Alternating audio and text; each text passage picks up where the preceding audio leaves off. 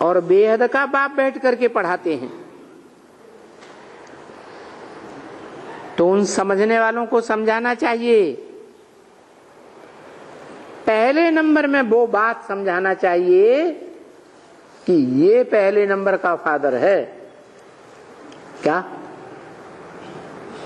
धर्म पिताएं तो बहुत हैं, नंबरवार हैं, लेकिन उनमें से कोई भी पहले नंबर के धर्म पिताएं कोई भी नहीं है। न इब्राहिम, न बुद्ध, न क्राइस्ट, न गुरु नानक, न कोई। वो जो नंबर 1 फादर है वो है गीता का ज्ञान देने वाला, गीतापति भगवान। बाकी और जो धर्म पिताएं हैं वो गीता वीता को नहीं समझेंगे, उतनी गहराई को, ज्ञान को पकड़ेंगे ही नहीं। ये अगर उनको बैठकर समझाने का ना आवे, ये जो यहाँ हैं वो उनको नहीं समझाना पड़ेगा, क्योंकि वो नेशन देख करके समझाना पड़ता है ना। जिस नेशन का है ओरिजिनल, उसी नेशन के धर्म पिता की बात उसे बताएंगे तो फट से पकड़ेगा।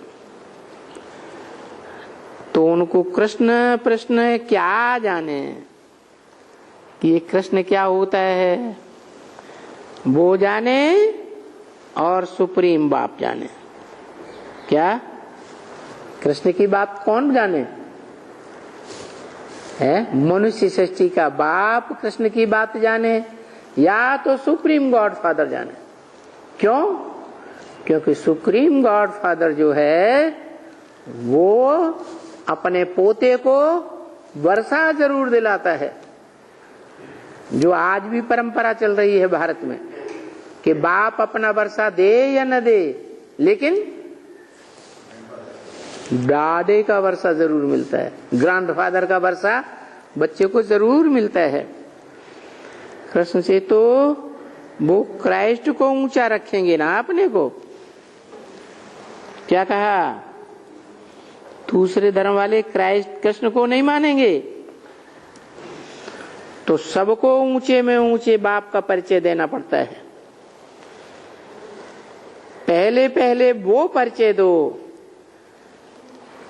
कि वो ऊंचे ते ऊंचा बाप है, जो लिबरेटर और गाइड है। वो कौन सा ऊंचे ते ऊंचा बाप है? जो गाइड भी है और लिबरेटर माने लिबरेट करने वाला है, किसी के पंजे से छुड़ाने वाला है। कौन? मनुष्य सृष्टि का बाप। कब? जब बाप समान स्टेज धारण करे तब। कौन से बाप समान? आत्माओं के बाप के समान निराकारी, निर्विकारी, निरहंकारी स्टेज धारण करे तब वो गाइड बनता है, लिबरेटर बनता है। वो कैसे आते हैं? कैसे आते हैं? कैसे आते हैं? योग बल का अभ्यास करके आते हैं। लिबरेट किससे करते हैं? देह और देह के बंधनों से लिबरेट करते हैं, शैतान से लिबरेट करते हैं। रामलीला खेलते हैं ना, तो रावण को बड़ा देवहानी दिखाते हैं, बड़ी देह वाला। कुंभकर्ण को भी बड़ी देह वाला दिखाते हैं, और मेघनाथ को बहुत बड़ी देह दिखाते हैं। और राम को बड़ी देह वाला दिखाते हैं, बड़ा शरीर दिखाते हैं, या नॉर्मल छोटा शरीर दिखाते हैं? नॉर्मल शरीर। कहाँ की यादगार? इस समय वर्तमान में जब बाप आते हैं, शिव जिस मनुष्य तन में प्रवेश करते हैं वो है राम वाली आत्मा। उसके प्रवेश करने से उसमें देवभान जैसे होता ही नहीं, आत्माभिमानी बनता है। बनाता कौन है? बनाता कोई नहीं है, वो सिर्फ रास्ता बताता है। उस रास्ते पर वो चलता है। और बनता है, क्योंकि हेवन में ये 5 एलिमेंट्स जो काम क्रोध लोभ मोह होते हैं, पृथ्वी जलवायु अग्नि आकाश होते हैं, वो होते ही नहीं है। काम क्रोध लोभ मोह अहंकार होंगे सत्युगतिता में? नहीं होते,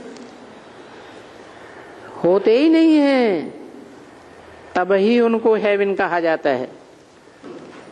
किस लिए कहा जाता है? कि इन 5 तत्वों के ऊपर विन जीत पाली। अगर होते हैं, अगर जीत पाने वाले होते हैं मौजूद, तो उनको हेवन नहीं कहते, उनको क्या कहते? हेल कहते। उनको कहा जाता है फिर शैतान का राज्य। इस समय में शैतान का राज्य है, क्योंकि अभी ये शैतान की पुरानी दुनिया है। इसको कहा ही जाता है आयरन एज दुनिया। इसको कोई गोल्डन दुनिया नहीं कहेंगे, नई दुनिया तो नहीं कहेंगे ना। हाँ, नई दुनिया पहले कभी हो गई है। तो नई दुनिया में कौन थे? कौन थे? देवी और देवताएं थे। उनको कहते हैं देवी। देव माने सुख देने वाले, खींच खींच कर दूसरों से सुख लेने वाले नहीं। आज की दुनिया कैसी हो गई है? सुख लेने वाली है या सुख देने वाली है? हाँ, सब सुख खींच करके भी मिले तो ले लेना चाहते, देना नहीं चाहते। और देवताओं की दुनिया में देने वाले होते हैं। भाई देवी देवताएं थे। अभी ये पुरानी दुनिया हो गई है। अच्छा, इस बच्ची को स्कूल में कै बजे जाना है?